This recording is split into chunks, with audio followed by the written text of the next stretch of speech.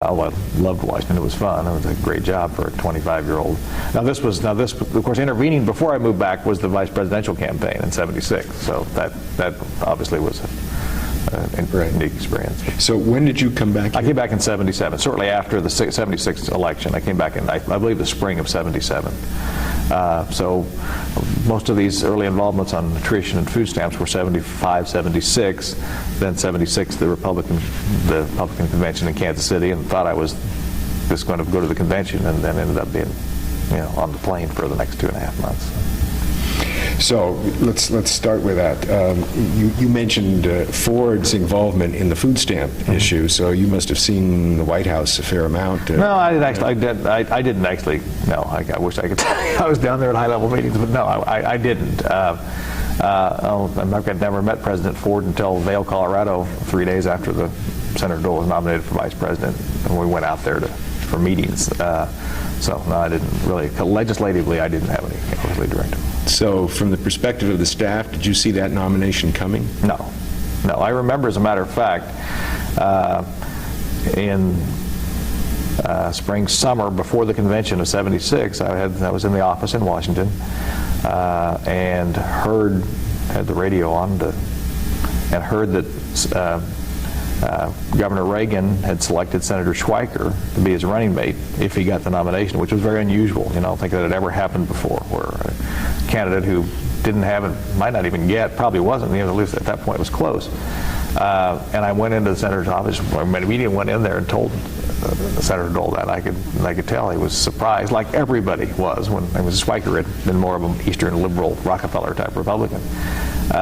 Told him that, and he told me later that he thought that was the last chance he had to be on the ticket. He thought the best chance he had to be on the ticket, being a Ford man, was for Reagan to get the nomination, and then Reagan to reach out to one of the Ford supporters. And he thought at that point, well, that's the end of that. He didn't say anything at the time, but obviously it worked out okay. President Ford selected him, but that was very interesting when he mentioned that to me. I think he mentioned it to me on the plane in '76 as we were flying around. So the convention occurred in why Kansas City? I don't remember why they chose Kansas City. Midwest, I don't know. I hadn't been there since the last time it was there was in '32 when they nominated Herbert Hoover, so the omens were really good. So no, I don't recall how it got selected. I remember I was excited that it would be in Kansas City. So then you were here. Yeah, I came back with Senator Dole to help him work, because he was on the platform committee. He was temporary chairman of the convention, I believe, and just three of us came out here, staff people, and to help. I worked on some of the platform drafting. I remember doing some of the staff work behind that, and it's not like it is now where it's all written ahead of time. We actually had hearings, and we actually had people testify and write a platform now. I think it was probably sanitized by whoever the nominee was when it got through all that process. Were there some hot issues during the platform debate? Yeah, I'm trying to remember. I don't recall. I wish I could tell you. I don't recall anything really too volatile. Probably forgetting something huge, but I don't recall it at this point.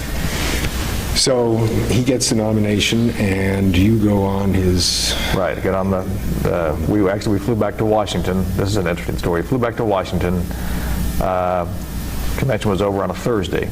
He was going to do some of the morning shows, or the Sunday morning shows, that Sunday, which he did. Matter of fact, I got to go with him. I think he did Meet the Press or Face the Nation. I remember, again, being brought up in the media business. I mean, that was like really cool for me to be there, right on the set of those shows, which I've watched or listened to since I became aware of politics.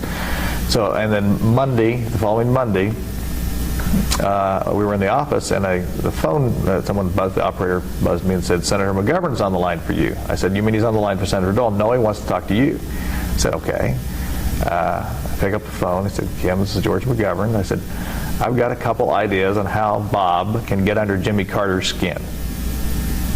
I thought, this is great. I'm hearing this history. The Democratic nominee for president from the immediately preceding election is calling me to give me some ideas on how the Republican vice presidential nominee, his friend, can get under Carter's skin. He did not like Carter. Matter of fact, he revealed here in the last year he voted for Ford. George McGovern said this, and he said, I think he said it in the context of when Mrs. McGovern died in the last year, that both of them had voted for Ford and Dole.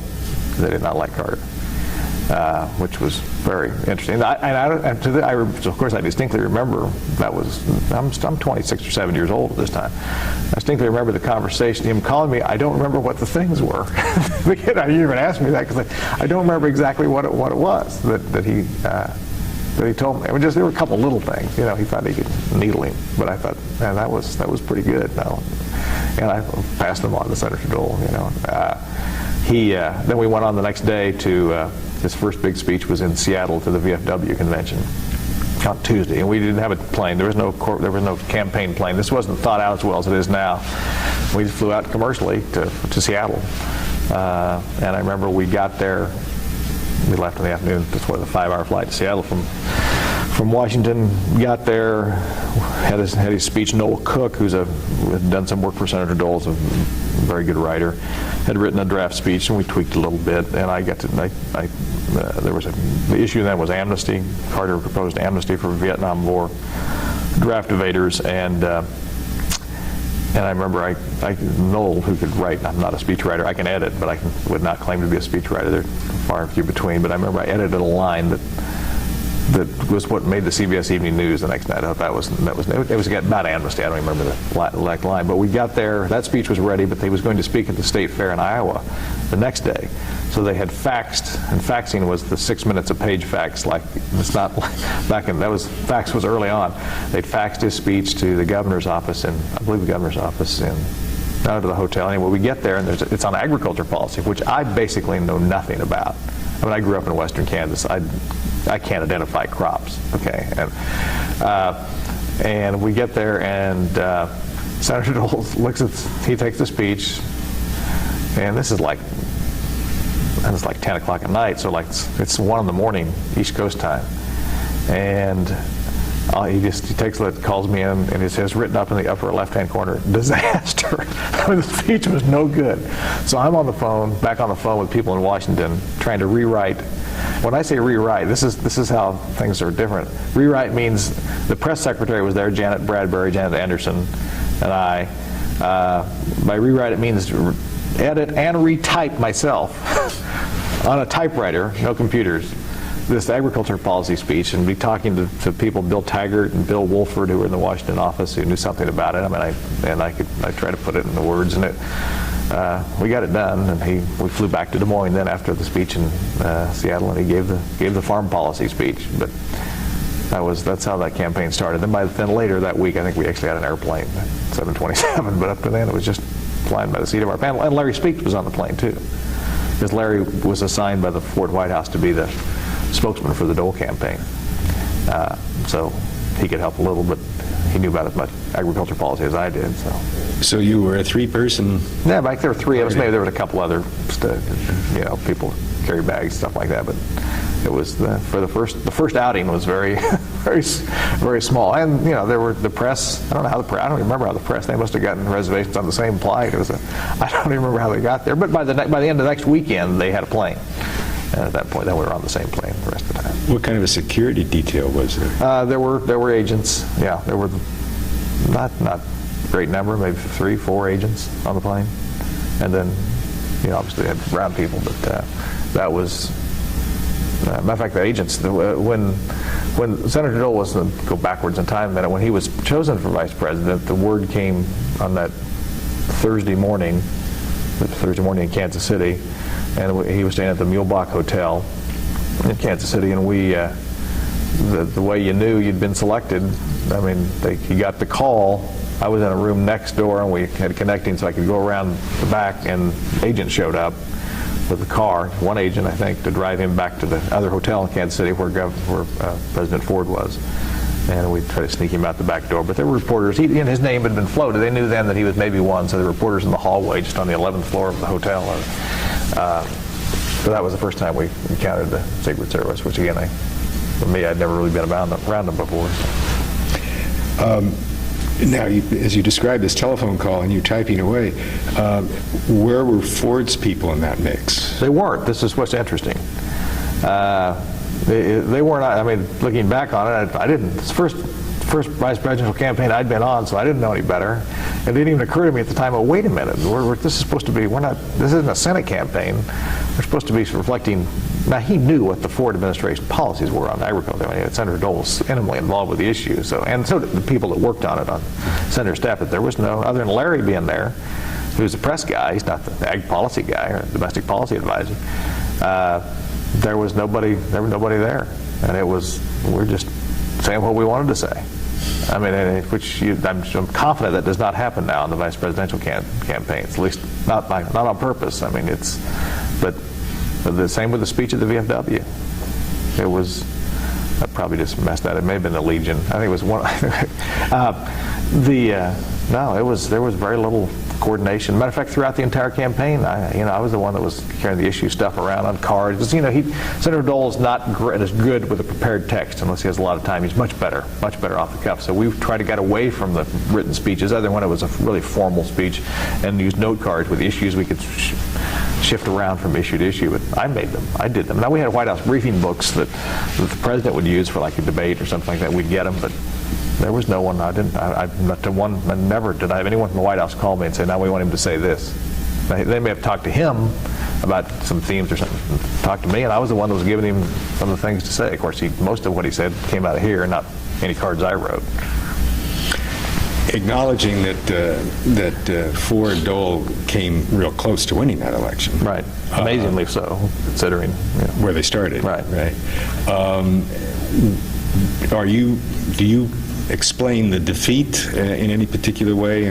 I think Senator Dole, it was Watergate. I mean, they just couldn't quite overcome it. He said that, as he said after the election, that Gerald Ford was the last victim of Watergate, and I think that's basically it. I mean, could the campaigns have been run better?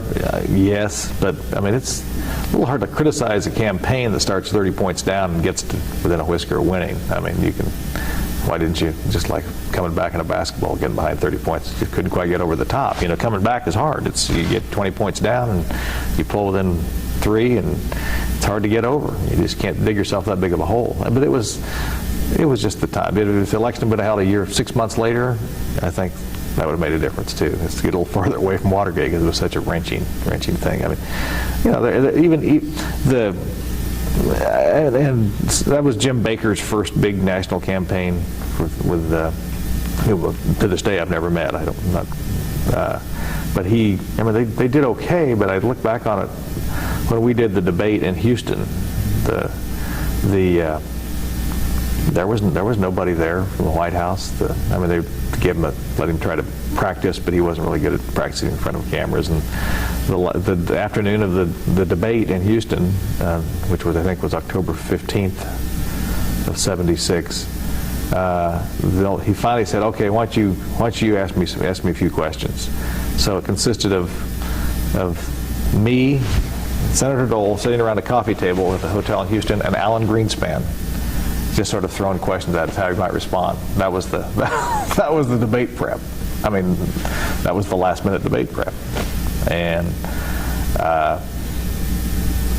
he did fine. Other than people remember a couple lines that that everyone thinks now. I always laugh about that. We talked about it. Mondale had George Meany was his makeup man, he said, and the Democrat Wars line, which everyone remembers. I mean, you think of stuff people say now. It's just.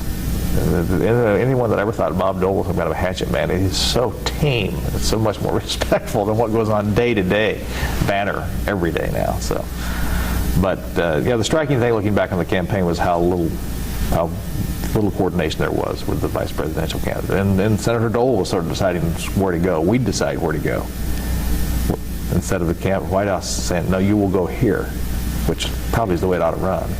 Was there much chatter between Dole and Ford personally during the campaign? I think there was, but again, I wouldn't. They had phone conversations and we get together now and then, but I wasn't privy to that. And how would you characterize any changes in Dole before, when you knew him just as a senator and then as a vice presidential nominee? I don't think much. He was under a lot of pressure. You're doing 4 or 5 stops a day. You get tired, although his stamina is legendary. I mean, I was 26, he was 50 some. younger than I am now, and he had much energy more than I did. So I didn't notice it. I didn't notice much change, really. I mean, he just day-to-day demeanor and how he conducted himself. I didn't. And maybe I'm forgetting. Maybe there was something in the heat of the campaign, but I don't remember anything. And what was he like in between events, just traveling around, downtime? What was that like for you? Yeah, we'd be on the plane. He was always, he'd come back and chat, or he'd go back to the press. He was good with the press. Because he was always good for a quote, and I believe most of the people on the press actually ended up voting for him. I mean, I'm sure they're not Republicans. I was pretty confident of that. I'm not sure about the reporter from the New York Times or someone, but I think a lot of them really got. The ones that didn't know him already from covering the Capitol Hill, the ones that got to know him, I think he got along pretty well with them. And it was the plane was. My memories of it were pretty good. I mean, he would at the last stop of the day, he'd come back and his socks off or his shoes off and just shoot the breeze. It was a pretty good atmosphere. So shooting the breeze meant talking about what? Talk about the event or what's coming up next. I don't know. We talked about the Kansas City Royals. They were kind of good then. I mean, he was not a big sports banner guy, although he always knew more than you thought he did about other things that you were interested in. That he popped something out that you thought, where did that come from? How did he even know? But no, it was. I think if you had a good stop, it's like anyone else. If you just went to wherever you were and you had a great rally, you get back, especially if you're the candidate who's made it good, you're pumped up. Everybody goes through those kind of swings, but he very seldom was really down or anything like that. Have you thought about the source of his humor? I read a lot of speculation about that.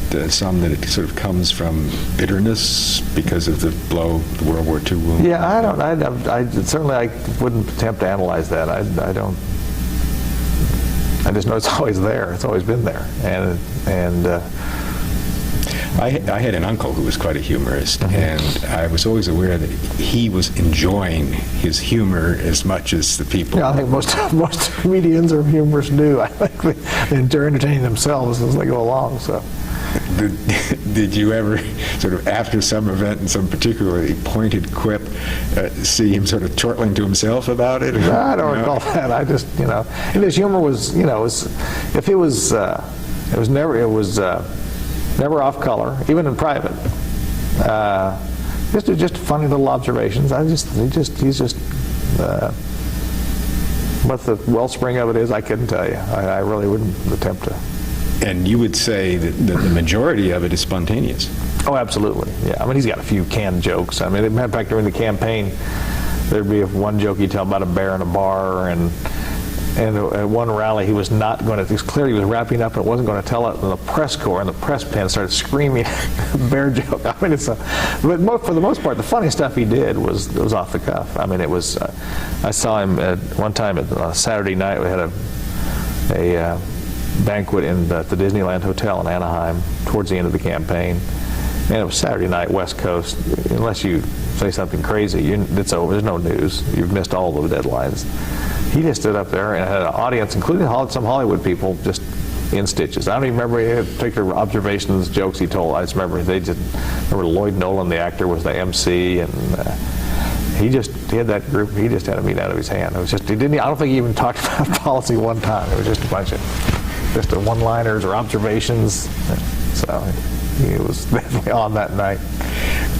My guess would be that one of the reasons the press found him attractive was because he was not giving the same speech at each location. Right, yeah, which he needed to. I mean, you look back on it, you don't need to keep the press entertained. You need to have a message. And sometimes it must be horrible for the press that has to travel to hear these disciplined candidates today, especially with the 24-hour media, just the same theme over and over again. He'd get bored doing that. He'd say some of the same general things, but and he'd have some good wrap-up lines. But yeah, it wasn't a disciplined, and I don't think President Ford was either, a disciplined message. There wasn't. Again, this gets back to the White House. Here's our message this week. Here's what we're trying to push. Tax policy or something like that. It didn't exist.